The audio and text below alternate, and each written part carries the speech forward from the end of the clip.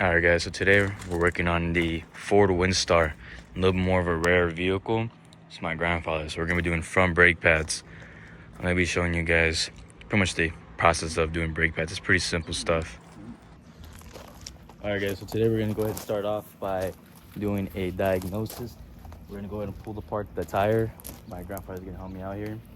We're just going to see if the brake pads have some life to it, or it could be just some dirt grime that's making that squeaky noise. But either way, we're gonna go ahead and look at them and just see if they're bad. If they're bad, we'll just go buy them real quick.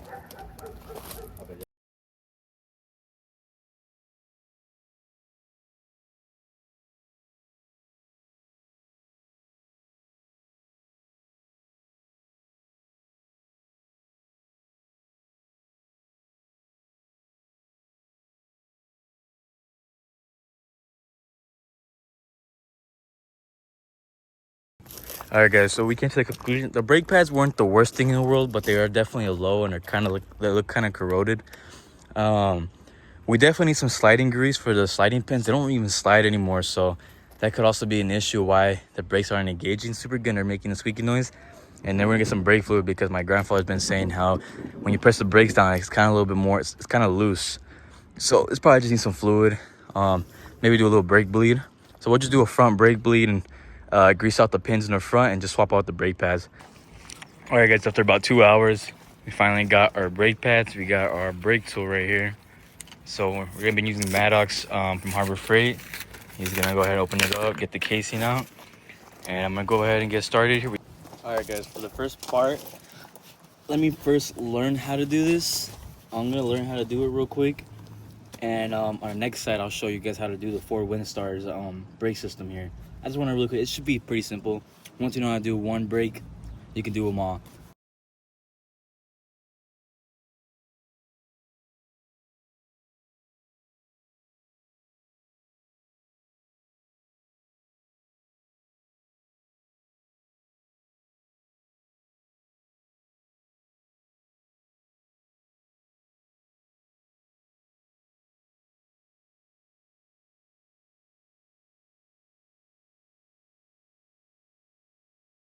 But this is the finished product.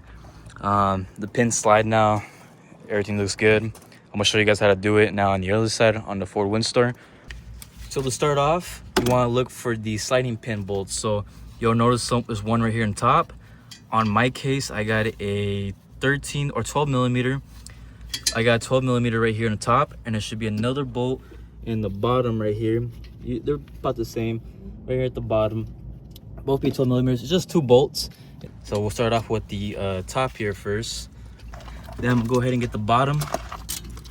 Once you break them loose, you can just remove them.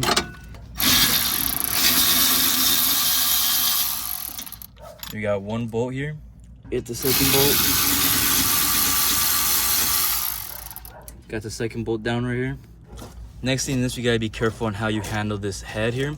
You don't want to drop it in the ground directly. So here we have a fucked up bushings right here, but we're just gonna go ahead and make it work. Usually I would say replace these bushings, but in this case, this is just a daily driver for my grandfather. He's in the budget, really low budget, so we're gonna avoid replacing these. So I'm just gonna say it's fine for right now for him. So now we're right here. This is the brake pads now. So if you notice on these brake pads, we probably got really bad brake pads. I know these were squeaking really bad. Let's go see if I can remove these. As you can see, we have very low pad left here. So these were definitely screaming for help here. So let's go ahead and get these replaced. So I'm going to start off by replacing the brackets that go on the sides right here. Usually you should put lubricant on any places where it's metal contact, but in this case I don't really care about putting lubricant just because it doesn't really slide around too much. Maybe it does slide a little bit on the brackets, but you replace them anyways, so I usually don't care. But if you want to put some lubricant on these right here, you should. For me, I'm not going to because I don't want to risk putting lubricant on my rotors. So I'm gonna go ahead and just place in brackets onto here. I'm gonna go ahead and get a bracket just like this one right here. All right, guys, so I got a bracket just like that one right there. I'm just gonna place it on the top. I believe I was putting it the wrong way. It's supposed to go in like this, and it clips on. Usually they're able to clip on, and there's like little hands on the side. So I'll show you guys an example. There's like hands like this right here. Yeah, hands like that, and these are the ones that usually clip onto the caliper, onto the sides right here of the wall. It's gonna get the one for the bottom now. I'm not sure if this is the right one for the bottom. It's not. So here we have one right here that's very close to the one on the bottom right here. As you can see, very close, pretty much identical. Just go ahead and replace that. Make sure these hands right there on this one right here connect to the bottom. I'll move the rotor a slight bit to kind of give me some space so it clips. All right, so here it clipped. So we have two clips right there. Yeah, this top one's the wrong bracket. I put the wrong one on top. I'll show you guys the reason why I put the wrong one on top. So the reason why it's the wrong bracket here is because I had this one facing like this. Let me see, how did I have it again? I believe I had it like this. So it was like this inside, but I really should have been having it facing this way. So the brake pad slides over this. So that's what it's supposed to do, but it's facing the wrong way, and this is different. This is the wrong side here. It's probably for the back side. So I gotta get one correctly for the. So this is gonna be the right one for the top right here. Yeah, there's this, these like kind of like sliders, kind of like a little bit of like cut out, and this is gonna be facing towards me. So clip that one on. Make sure the whole thing is clipped. Yep. Yep. There we go. Clipped. Like this, and then make sure that bottom one's correctly. And as you can see, we're in there. This might be a little bit in, but right now once you put the back side, it's gonna even out with the calipers. And then for the bottom side, usually it's pretty much common sense. You just kind of did what you did on the front side right here. So kind of clip this on right here at the bottom, and then make sure these pointings are facing outward. This one goes at the top here, at the top right there.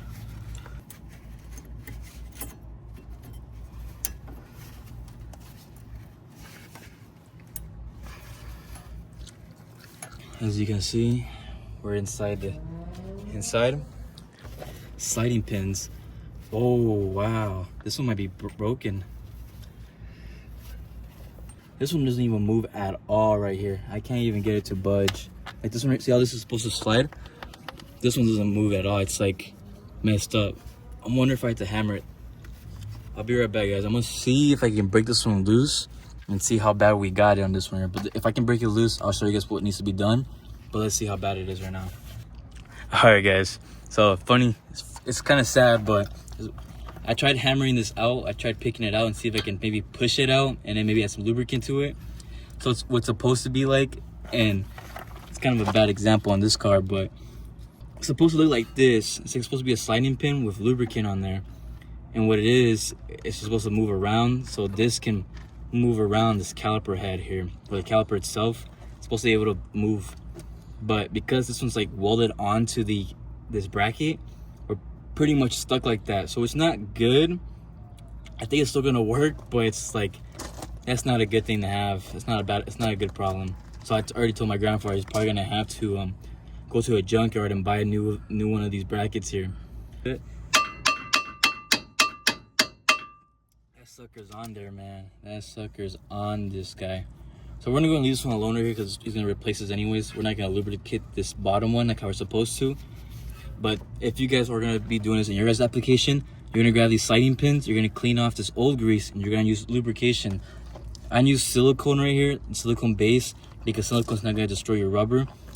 So you can find some red. It's called brake part lubricant. All you do is put this on there, all around here, on the outside of the brake pads, and a little bit in here, like how I told you guys to put lubricant where the calipers or the brake pads fit into the brackets right here, and a little bit on the outside, so it's like, you know, the piston or the calipers where it pushes down against, it's gonna be you know, not metal to metal, so it doesn't solder to, it doesn't weld together like how you guys see this.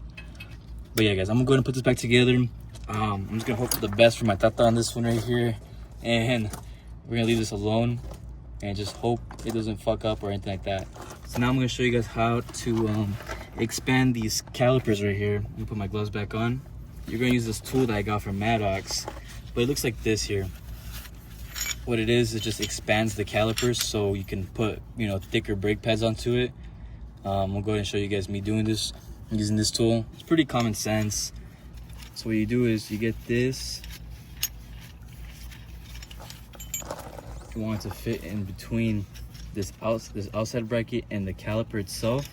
And what we're gonna do is just gonna go ahead and get this to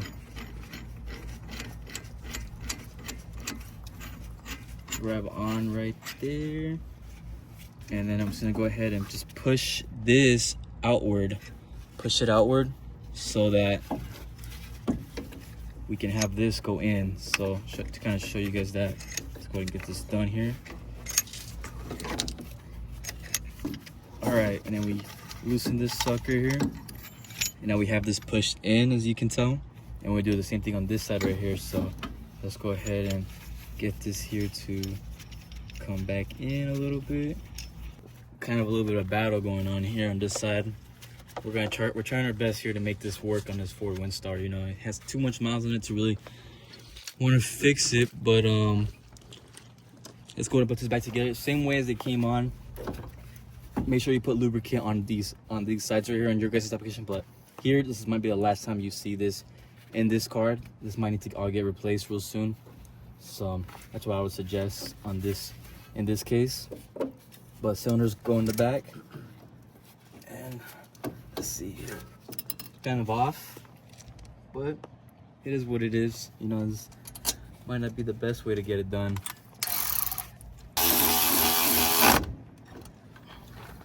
All right, guys. So we do got brake pads and shit going on here in. It's not looking too good on how this was done. I can't lie to you, we do gotta replace this whole system going on. We're probably gonna replace these rotors next time. If this car for some reason lasts another however long this thing lasts, this whole thing needs to be replaced, and the rotor is gonna need to be replaced in this case. Or at least the bracket, at the very least the bracket and the rotor is gonna need to be replaced, because I do got a lot of rotor contact onto the bracket, but I cannot fix that because of the situation of the caliper pin.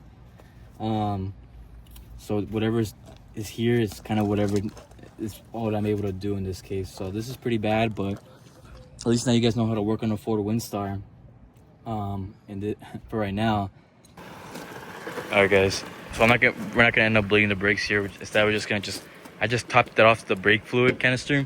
Top it off. Made sure I kept pressing the brakes to kind of pump it up.